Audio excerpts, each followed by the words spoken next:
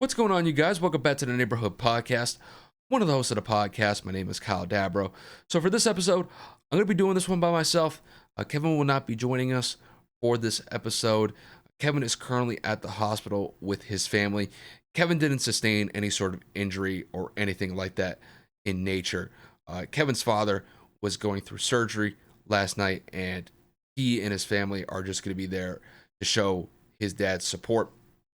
I tried to get an update from Kevin, but he was pretty busy at the time when I texted him, so I didn't really get much of an answer from him. But really, I just want to take the moment and say just that I hope that Kevin's father has a speedy recovery from this surgery, and I just hope that the situation turns out to be a good one. I know that surgery is always a tricky situation for families, especially when it could be a big one, and I hope that that the situation turns out to be a good one for Kevin's father moving forward. But with that said, you guys, we're going to transition into this episode. I have an agenda set. We're going to go over some of the big games in Week 11 in the NFL. I've got 3 to go over for the Sunday matchups. The first one we will go over is going to be probably the biggest game of the weekend, which is going to be the Dallas Cowboys going up against the Kansas City Chiefs.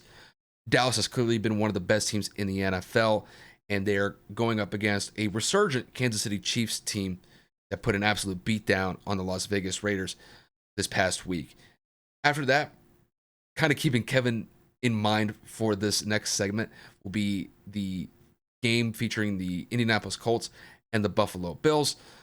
Both teams are pretty solid in the AFC. Buffalo does have the better record, but the Colts have been on a surge of late. The Colts are sitting at a 5-5 record, and the Buffalo Bills currently are the best team in the AFC East.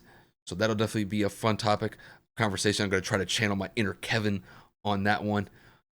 Hopefully I kind of come through on that one. But the last game that we will be going over for Week 11, as far as the Sunday matchups go, will be the Steelers and the Chargers. That is the Sunday night game. Both teams have had up and down seasons. The Chargers have really been on a skid the last 3 weeks or so.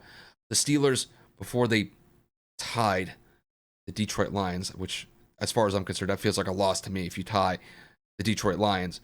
But before that, the Steelers had won 4 games in a row, and they had definitely been making a surge before that tie to Detroit. So that'll definitely be a good conversation as we round out the NFL topics for the Sunday matchups. And then I'm going to go over the really disturbing video of Zac Stacy and his ex-girlfriend. So this was a video that I saw on Twitter yesterday, and the video is quite disturbing of a situation where we saw a domestic violence event take place with Zac Stacy and his ex-girlfriend. That, I'm going to be honest with you guys, that is not going to be an easy segment for me to get through. Not because like I'm emotionally tied to it. It's just I have a lot of thoughts about that situation that took place with that video that I saw and a lot of people saw. And I'm going to do my best to kind of navigate through that segment as best as I can. So I may get a little rambly on that segment, but I'm going to do my best to kind of navigate that segment as best as I can. And then to round out the episode, I'm going to talk about Steph Curry. Steph Curry has been on tremendous stretch so far this season, and he had a phenomenal performance against the Cleveland Cavaliers last night where he dropped 40 points and knocked down 9 3-pointers once again. And I'm just going to talk about Steph a little bit. I'm not going to make that segment too long, but definitely got to talk about Steph and just the marvelous start to the season that he's had so far for Golden State. I mean, Golden State has just continued to win, and they are currently the best team in the NBA at this current moment in time. But that's the agenda that we have for our episode today. But I do want to start with my team, and that is the New England Patriots. The New England Patriots put an absolute beatdown on the Atlanta Falcons on Thursday night with a 25-0 shutout. This was the first home shutout that the Atlanta Falcons have suffered since the late 80s. I believe, if I remember the stat that Fox Sports had during the game cast, believe it, the last one was in 1988. So you're talking about almost 35 years, which is one of the longest streaks as far as not being shut out at home at this current moment in time. That came to an end against the Patriots in this one. And to dive into the game itself between the Patriots and the Falcons had no shot in this game. The Patriots dominated them from beginning to end in this matchup.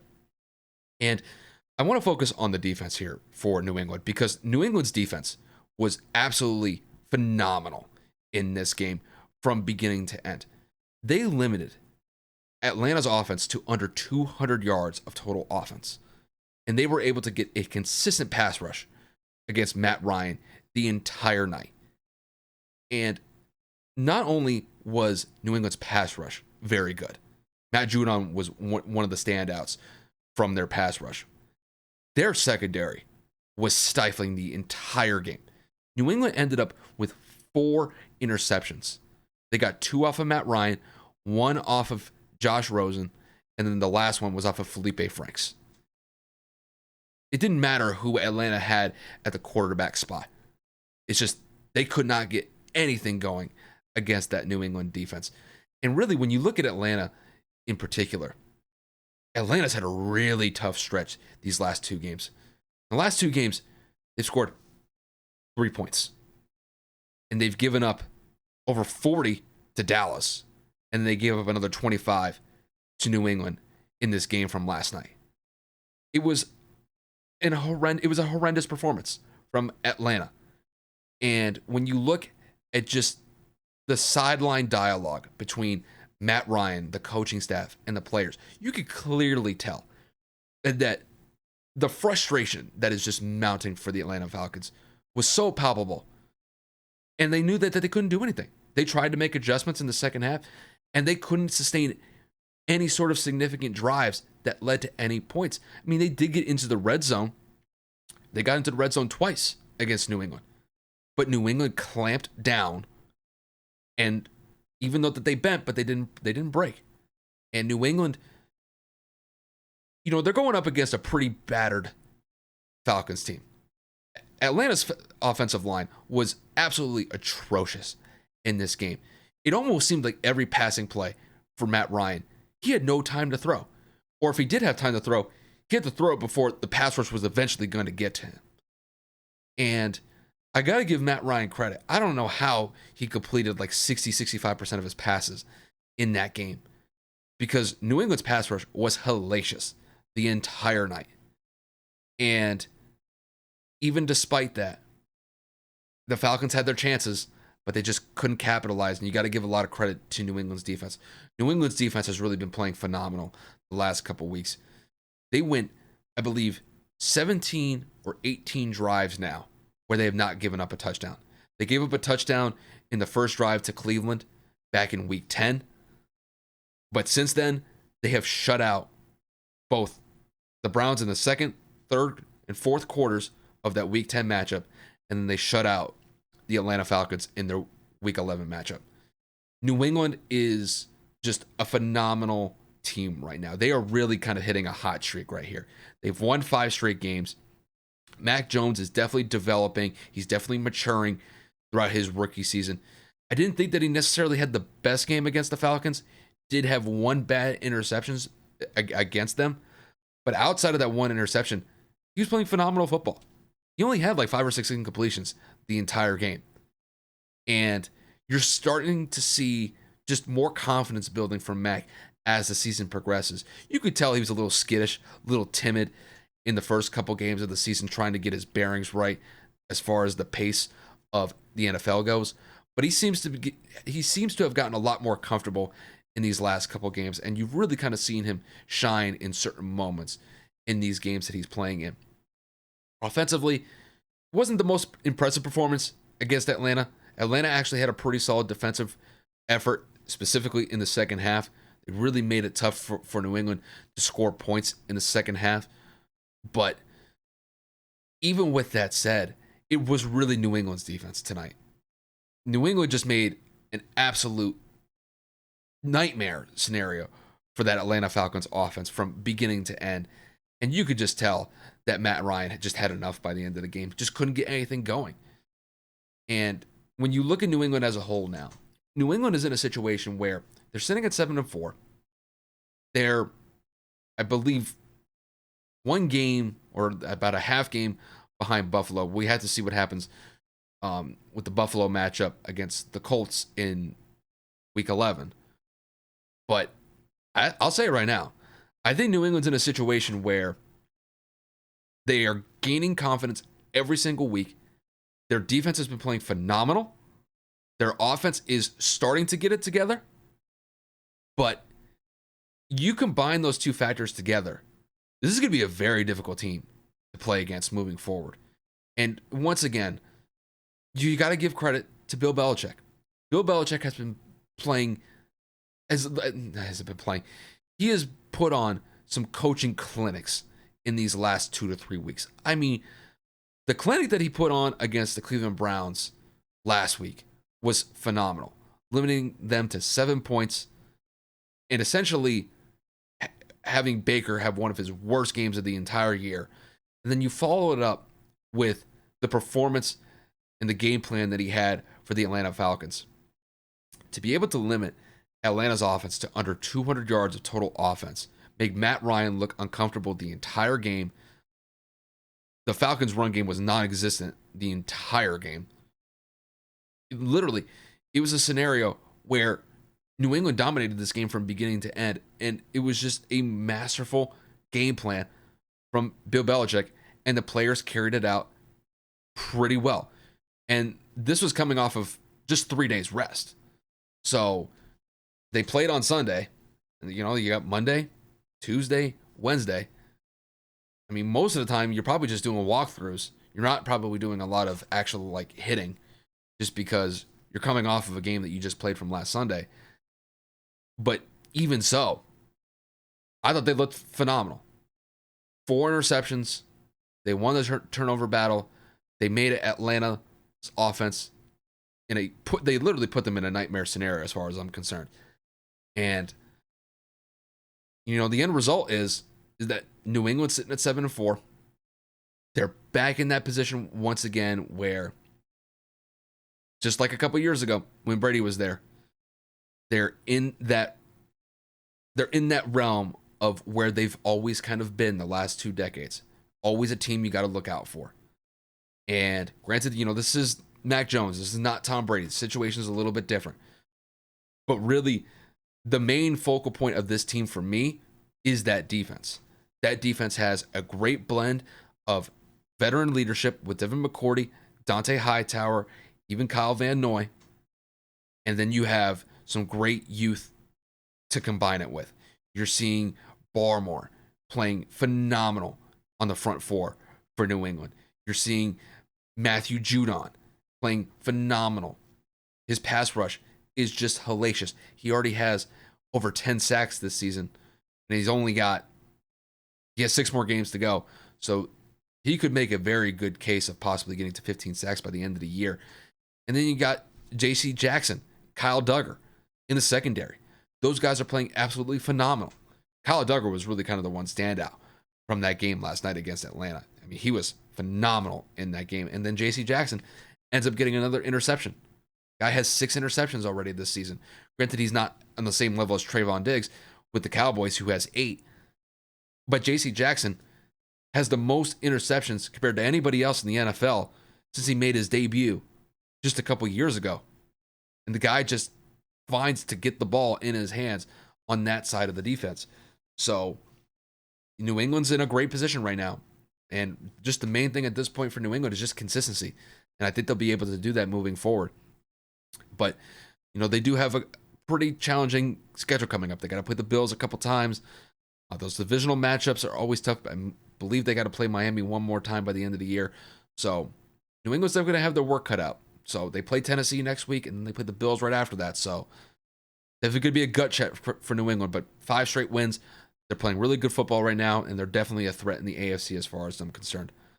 But with that said, we're going to transition into our first featured game from Week 11, and that will be the Dallas Cowboys going up against the Kansas City Chiefs. So to give you guys a preview of this game, So the Cowboys are sitting at an 8-2 record, one of the best teams, not only in the NFC East, but one of the best teams in the NFC. And then you kick it over to Kansas City with the Chiefs. They are currently sitting at a 6-4 record. They had an absolute beatdown against the Las Vegas Raiders this past Sunday, where the Chiefs offense looked like the Chiefs offense of old, where Patrick Mahomes threw 5 touchdowns against a pretty bad Vegas defense in that one. So when I look at this matchup on paper, I have to be honest with you, this is a difficult game for me to pick, because when I look at the more consistent team this year, obviously you have to favor Dallas. Dallas, outside of the one loss that they had against the Broncos, they've looked phenomenal the entire year. Even that Bucs loss that they had in the first game of the year, they lost on a game-winning field goal. Outside of those two, they've been playing phenomenal football. And it really starts up front with the offensive linemen being able to open up run lanes for Ezekiel Elliott, Tony Pollard, and creating a great pocket for Dak to make good, timely throws. And really, the offense has really just been churning out points left and right throughout the entire year. And it really is kind of reminiscent of when Dak took over the starting job from Tony Romo in his rookie season, where that offense just took off throughout that entire season. And you're starting to see that once again. And then when you look at Kansas City has had an up and down year, to say the least. They have really had their struggles on the offensive side of the ball because Patrick Mahomes is not being protected. This is the most amount of times that he's been sacked up until this point throughout any season in his career. He already has double-digit turnovers, and we're halfway through the season. And the offense for the Chiefs has sputtered multiple times this season. Now, granted, they did get their act together against Vegas last week, where they put over 40 points. And Patrick Mahomes threw 5 touchdowns, didn't have any turnovers. But with Kansas City, the one thing that has really kind of struck me is the lack of consistency that I've seen from them throughout the entire year. You look at the 2 prior games before that beatdown against the Raiders. They struggled against Jordan Love and the Packers. Jordan Love, we're not talking about Aaron Rodgers, we're talking about Jordan Love. Jordan Love only scored 7 points for the Packers in that game. The Chiefs scored 13. I mean, these are games that you need to win fairly convincingly against a backup quarterback, and a backup quarterback in Jordan Love who's not that good to begin with. And then the game prior to that, they almost lost to the Giants. I mean, we're talking about Daniel Jones.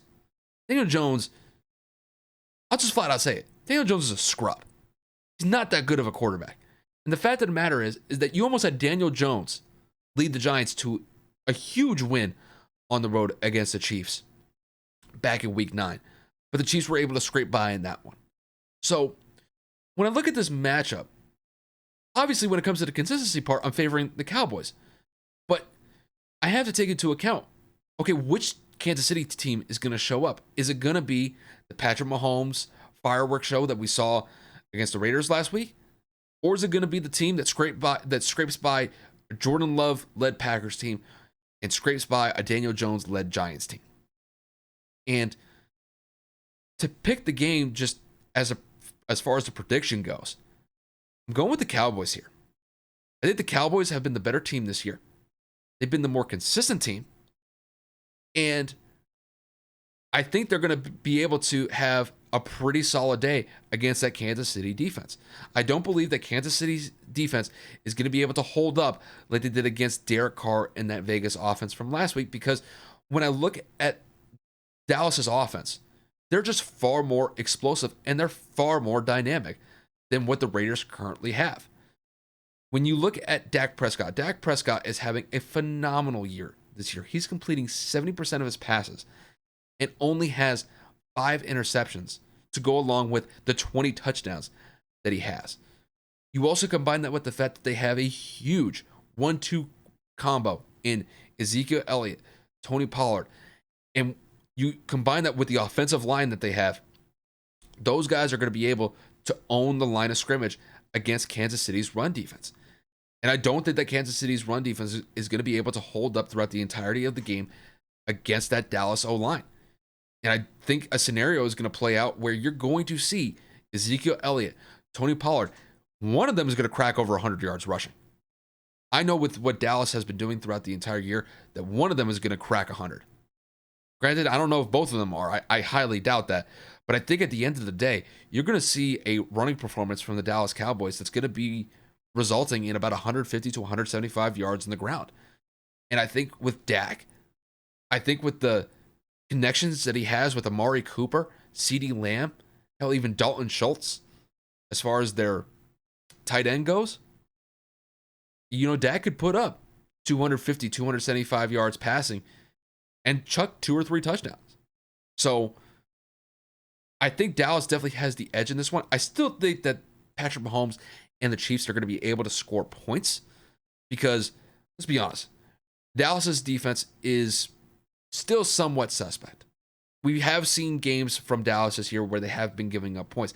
I mean, just a couple of weeks ago, granted they did beat the Patriots, but we saw Mac Jones be able to light up that secondary. We saw Teddy Bridgewater have success against that defense when the Broncos surprisingly shocked the Dallas Cowboys at home, where at one point they were leading that game 30-0. Granted, the final result from that game was 30-16, but still, teams can have success against that Dallas secondary. And I still think that Patrick Mahomes is going to have a pretty solid day against that Dallas defense. I wouldn't be surprised that if Patrick Mahomes throws for 350 yards passing, possibly throws 3 touchdowns.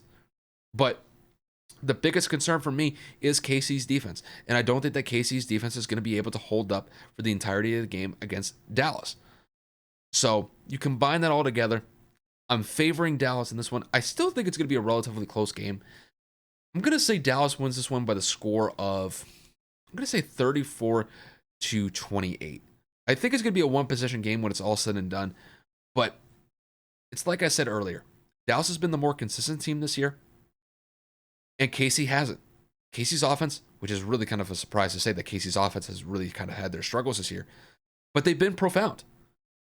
And granted, I know they've been on a winning streak the last couple weeks, and that win over the Raiders was one of their biggest wins of the entire season, but it's coming off the heels of really 2 close wins against subpar teams, even though the Packers weren't a subpar team at the time. They were just subpar because they didn't have Aaron Rodgers in at the fold at the time.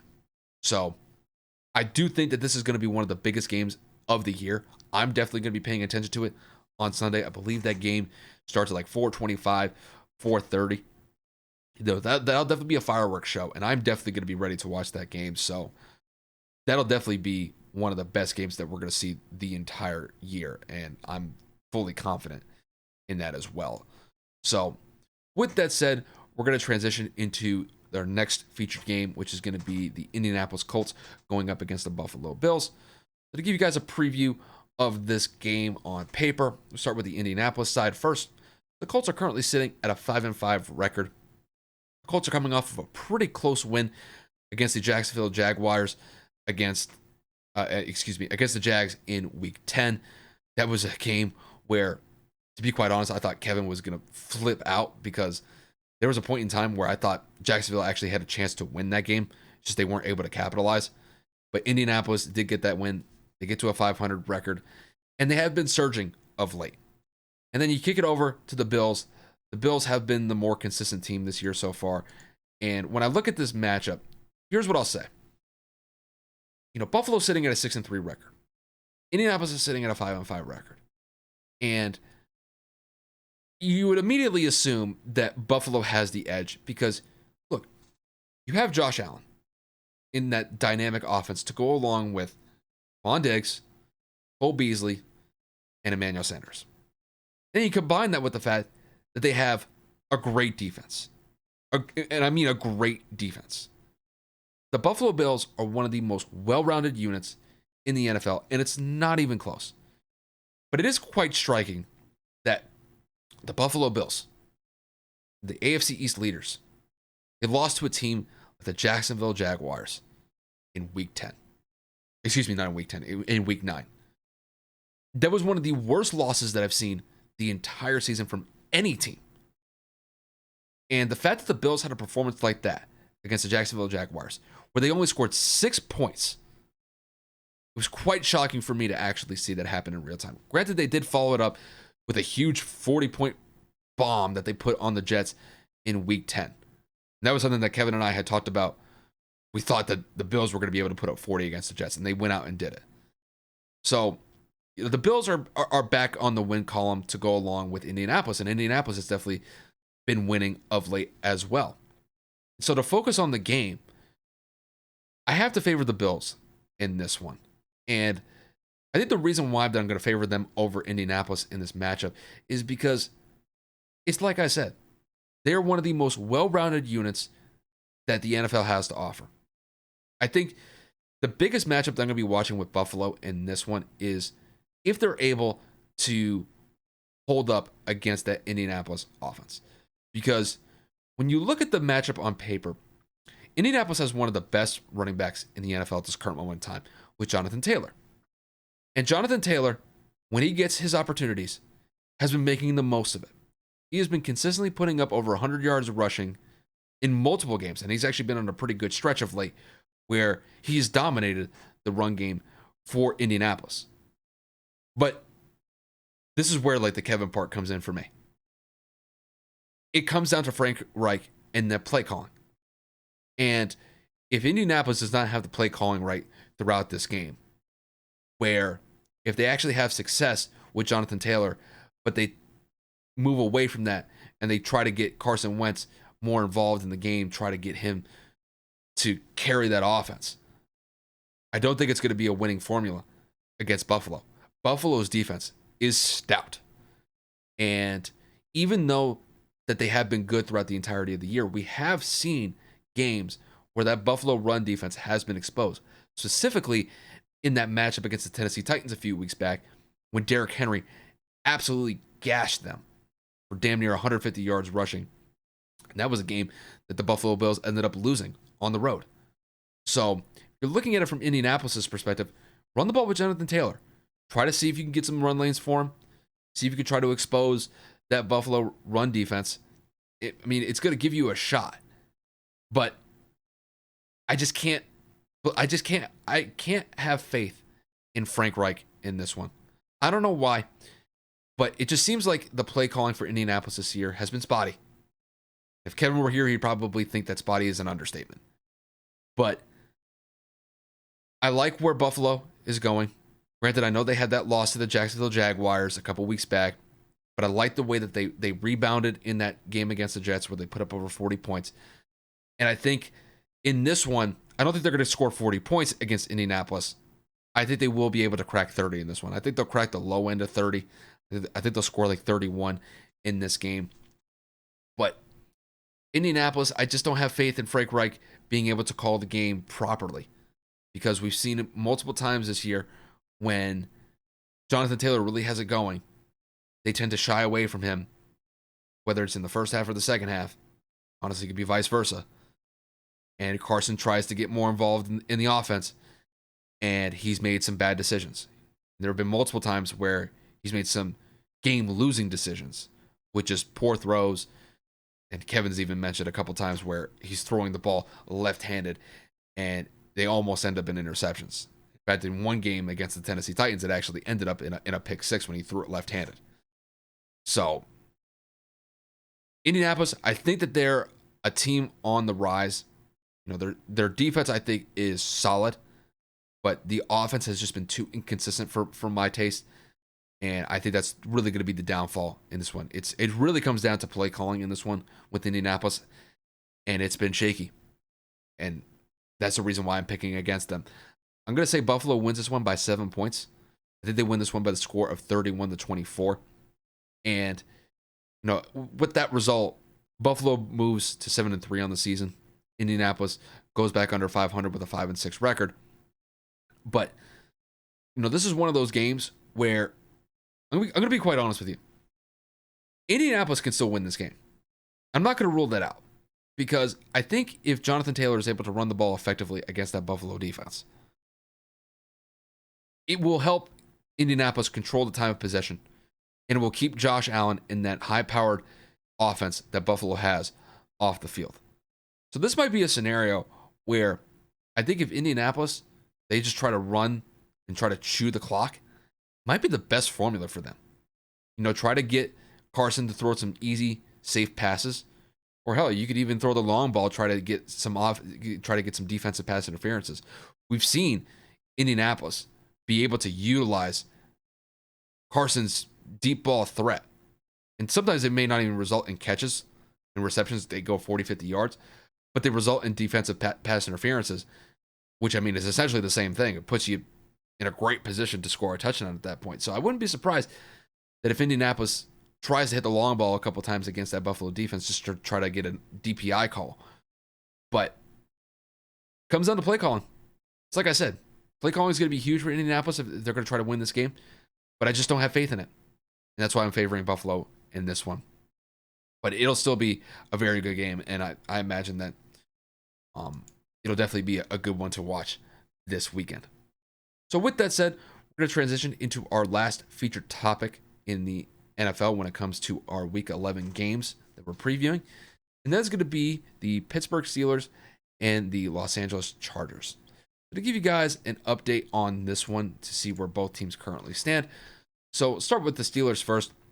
So the Steelers are currently sitting at a 5-3-1 record. I can't believe I have to throw the 1 in at the end of the 3 because the Pittsburgh Steelers tied the Detroit Lions last week, which in my opinion, it feels like a loss just because the Lions are pretty much one of the worst teams in the NFL this year. They haven't won a game yet. And granted, Ben Roethlisberger did not play in that game last week against the Lions. He tested positive for COVID-19, and he was held out of that game because of that. So, despite the tie against the Lions, though, the Steelers had been surging of late. They have been winning a couple of their games. So, they're not definitely a bad team. They've had their ups and downs this year. But that tie against the Lions, I thought that was a bad look from the Steelers. And then to kick it over to Los Angeles has really been on a skid the last couple of weeks. They've lost 3 straight games. They lost against the Patriots. They lost against the Vikings. They've lost some really close games here. And they are currently sitting at a 5-4 record. And when I look at this matchup on paper, this is a really tough one for me to pick because both teams have been struggling in their own ways. But it's quite surprising to me just the fall off that the Chargers have had. The beginning of the year, Justin Herbert was having a phenomenal sophomore season. And the connections that he was able to establish with Keenan Allen, Mike Williams, Austin Eckler out of the backfield, it was phenomenal. And then after that bye week, they played New England. And nothing's really been right ever since. We've seen Justin Herbert kind of go into a sophomore slump, to put it like that. And we've seen the targets as far as Mike Williams go really drop off in the last couple of weeks. And really you've seen Justin Herbert try to focus the ball on getting the ball to Keenan Allen more than Mike Williams. Because up until the bye week, both Mike Williams and Keenan Allen's targets were essentially even. But Justin is definitely targeting Keenan Allen more than Mike Williams. And the offense has sputtered because Mike Williams is definitely capable of that long ball threat. And they haven't been able to hit on those home run shots like what they were able to earlier on in the season. So the defense is giving up points. LA's offense has been looking suspect the last couple of weeks, and that's really the position that they're in. And then to kick it over to the Steelers are in a tricky situation here because we don't know whether or not that Ben Roethlisberger is going to be able to play in this game. So he has to get through the COVID protocols, and we don't really know if he's going to be able to go for this game. And if he doesn't, that means that Mason Rudolph is going to step in. And I don't have a lot of faith in Mason Rudolph after the fact that he tied against the freaking Detroit Lions last week. That is not a good look. So it's like I said, this is going to be a tough game for me to pick. And if I had to put a prediction on this one, I'm going to go with the Chargers here. I don't have a lot of faith in this one, but I have enough faith to go with them because there's too many question marks on Pittsburgh's side. If Big Ben doesn't play, I think it basically means that the Chargers should win this game, because there's no way that Mason Rudolph is going to be able to go on the road and beat the Chargers by just outscoring them. I just don't see that. And, granted, I know they have great targets to throw to in Deontay Johnson, Chase Claypool. They have Najee Harris out of the backfield. All of those guys are dynamic in their own way. I would have more faith if Ben Roethlisberger was throwing the ball to those targets. But with Mason Rudolph possibly in there, I just don't see that happening. And the Chargers got to get this going at one way or another. Justin Herbert has got to get it into gear because he has really been struggling of late.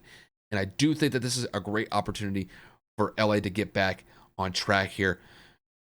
I mean, just a couple weeks ago, the Chargers were at the top of the AFC West, right alongside the Las Vegas Raiders. And yet, in under a month, we've seen the Chargers slip to basically third place in that division. And now the Chiefs have retaken that number one spot in the AFC West. So the Chargers really got to get it together. I think that Justin Herbert is going to have a solid game in this one. I think he's going to throw for somewhere around 275, maybe 325 yards passing, somewhere within that range. I do believe that he will be able to march that offense up and down the field. But I will have to say this, though. The Chargers need to have a good game from Austin Eckler. Did not have a good game last week in Week 10. He was held relatively in check. I don't even think he ran for over 50 yards in that game last week. So hopefully the Chargers get him some carries and they're able to open up some run lanes for him against that Pittsburgh Steelers defense.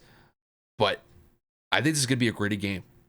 I think with both of these teams kind of struggling in their own way, I think it's going to be a decent scoring game. I think both teams are going to be able to score somewhere around 20 points. I think the Chargers are going to score somewhere around 27 points, 28 points, where I'm kind of favoring them at this point. I think the Steelers are going to score somewhere around 20. I don't think they're going to be able to crack over 25 points in this game, but I'm more leaning on the fact that they're going to score around 20 points in this game. And it's just because if Mason Rudolph is playing for them, that's pretty much the limit that I see him getting to. And Big Ben, if he's able to play in this game, that Pittsburgh offense has really had a difficult time of being an explosive one. Granted, last year they got off to a great start, started at 11-0, and then they completely fell off. And then this team has been up and down, to say the least, even with Big Ben in. So if Big Ben does play in that game, maybe they get to 24 points, but I still believe even if Big Ben were to play in this game, I would still favor the Chargers in this one. Granted, it would be a tighter margin, but I just think that with the Chargers at home, they need to get back on track. I think they get it done here. Granted, it will be in close fashion, but I do believe the Chargers improved to 6-4 on the season, and then the Steelers would fall back to 5-4-1 on the season. It's crazy that I got to talk about that one tie with the Steelers. It's just something that, for me, it's odd for me to see. I'm really I don't like the fact that some of these games end in ties. It doesn't feel right. Just not feel like you got to have a winner or a loser. You can't have a tie.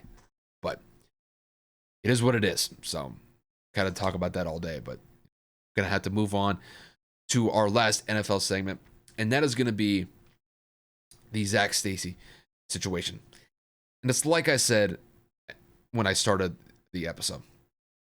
Guys, I'm going to do the best that I can, try to get through this segment as best as possible. I've got a lot of different thoughts going through my head on this one, and I'm going to just do the best that I can to navigate this situation as best as I can. So, if you guys haven't seen it, I warn you ahead of time, if you actually do see this video, you only need to see it once. You do not need to see it multiple times. So, former NFL player Zac Stacy. Zac Stacy used to play for the New York Jets and the St. Louis Rams in his tenure in the NFL. He no longer plays in the NFL. The last time that he played any sort of professional football, he was in the Canadian Football League back in 2018, 2019.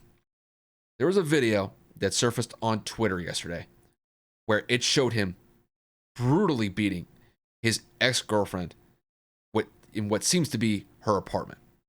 So the video is very difficult to describe. I'm just going to basically wrap it up like this.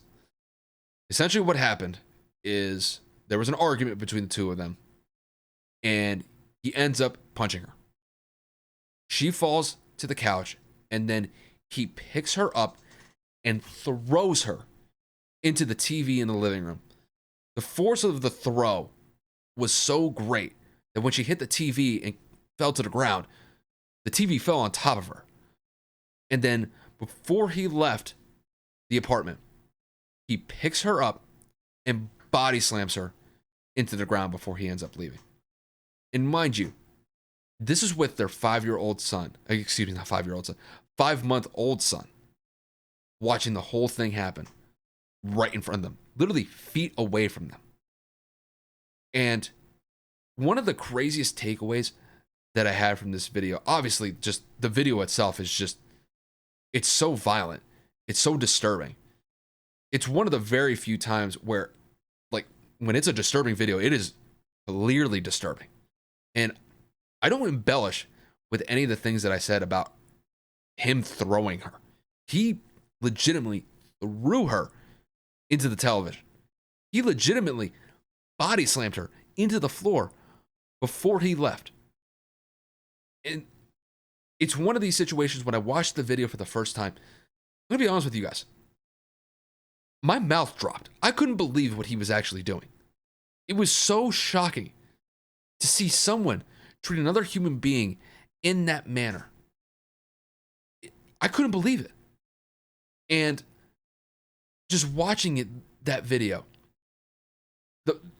there's two parts of me on this one. There's the part of me that wants to crucify this guy.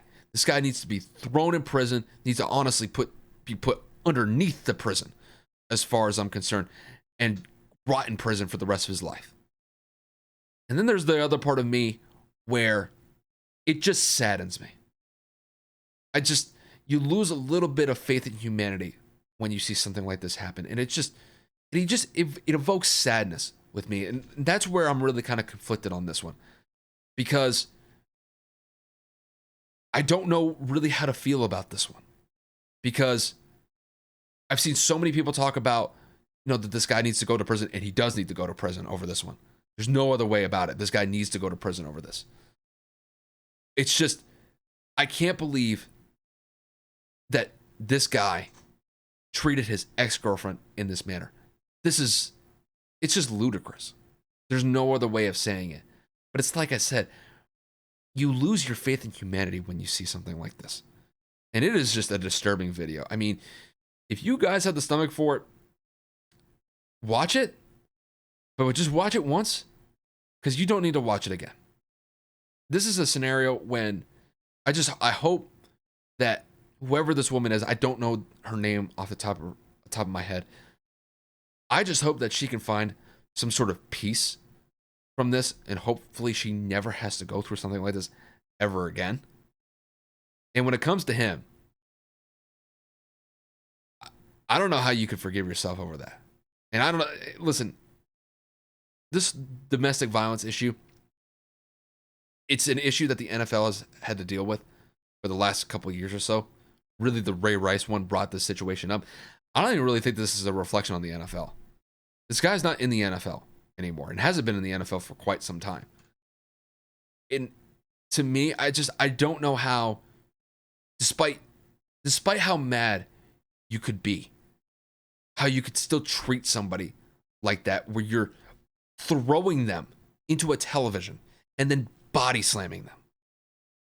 And the craziest part about this whole situation was that the woman that was being abused, she wasn't being assaulted. She was being abused by this guy.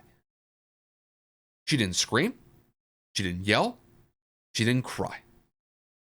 The fact that she was able to keep her wits throughout this whole interaction, there was like this whole 45 to 50 second interaction, I couldn't believe it. And it kind of tends to tell me that more than likely this is an ongoing situation, or this has been an ongoing situation. And this was not the first time that something like this had happened.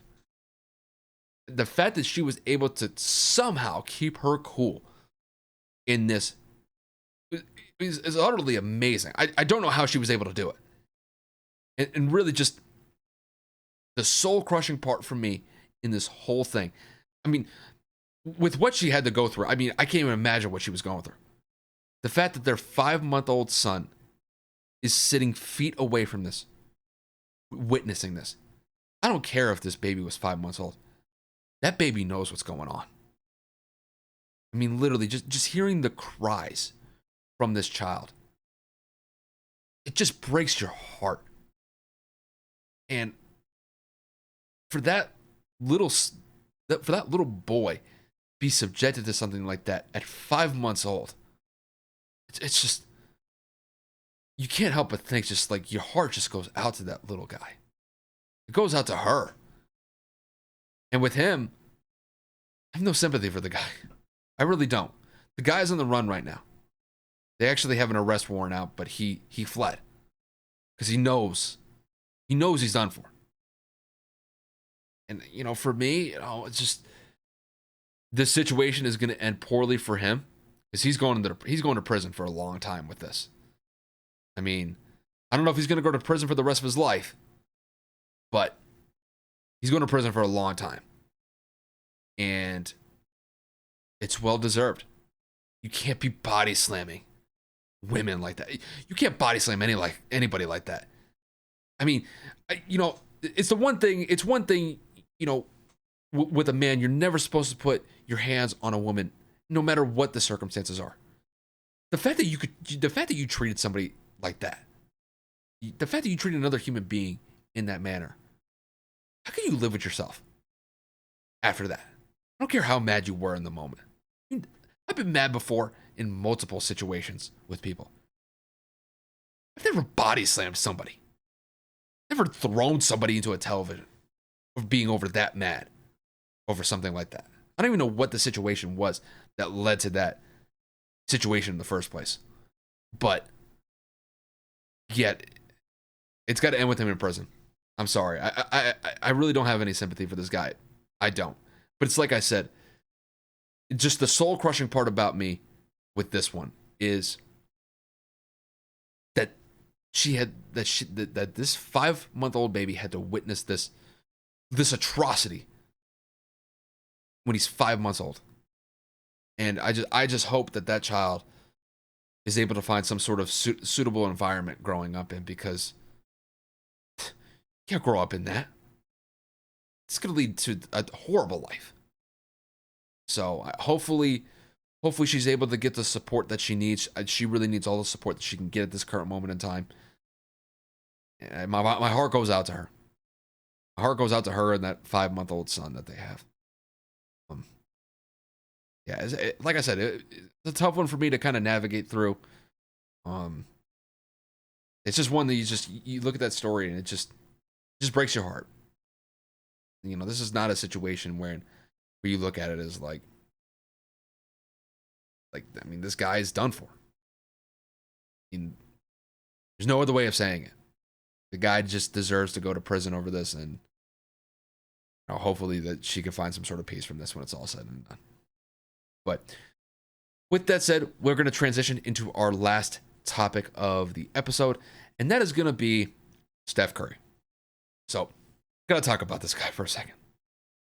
If you guys didn't get the chance to see Steph Curry against the Cavaliers, man, you missed out on an excellent performance from Steph.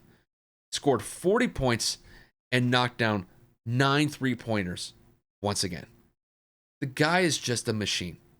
Steph Curry, in his last 6 games, has scored 40, 37, 24, 40, 25, and 50. In that 6-game stretch, he is averaging 36 points. He has knocked down 9 3-pointers in 4 of those games. And in that 6-game stretch, he is shooting 52% from the field, and the Warriors have won 5 out of the last 6 games in that stretch. He has knocked down 85 3-pointers in the first 15 games this season. That 85 made 3-pointers in the first 15 games of the season. He just broke his own previous 3-point record in that same time frame of games to start the season. I mean, for God's sakes, the game against the Nets the other day, he had Kevin Durant and James Harden speechless on the bench when he was just putting on a show against the Nets in Brooklyn. Steph was getting MVP chants in road venues. He was getting MVP chants in the Barclays Center. He was getting MVP chants in Cleveland. Like, these are MVP chants outside of the Chase Center in San Francisco. And I think it kind of goes without saying at this point that he's without a doubt the greatest shooter of all time in NBA history. But instead of me making an argument to cement that claim of Steph Curry being the greatest shooter that we've ever seen in NBA history, I'll just say this. Cherish it. It's that simple. We will never see another basketball player like Steph Curry ever again in NBA history. There may be others that come down the line that can rival what Steph has accomplished in his career, but they will never be able to outdo him. Steph Curry at this point, he's an anomaly. And he has done more to transform the game of basketball than anyone in this generation has, even more so than LeBron James, since Michael Jordan. I've always believed that Jordan innovated the modern style of basketball back in his time, and many have tried to emulate his style, with most of them failing or just falling short. The only exception to that was Kobe Bryant, where he was the one that you could honestly say he genuinely rivaled MJ's style. But look at Steph right now. Look at the influence that he's brought to the game in real time.